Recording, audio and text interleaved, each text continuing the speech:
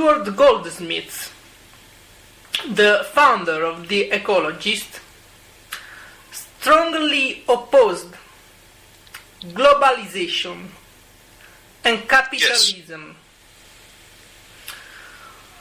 Yes. What do you think about globalization and capitalism?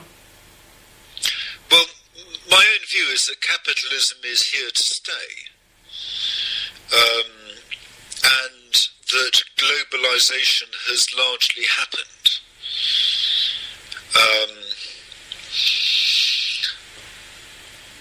And regarding what Teddy thought, of course, Teddy was himself a great globalist, but not a globalist as far as capitalism was concerned, but a globalist as far as people were concerned and people's movements and campaigns. He was a great traveller. He travelled to many countries. He forged alliances with many organisations.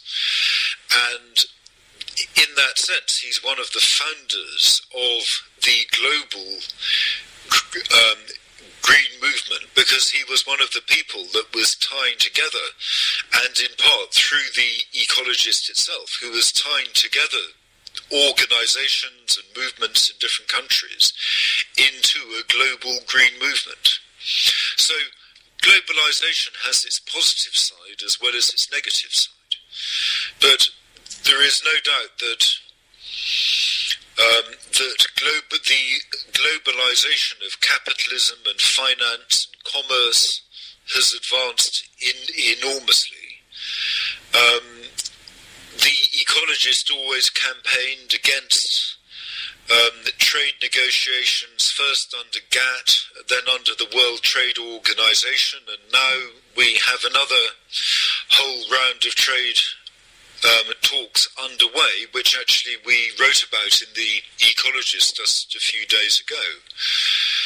And the problem with this kind of globalization is that it represents really a license for corporate power to run rip across the world, and it forces countries to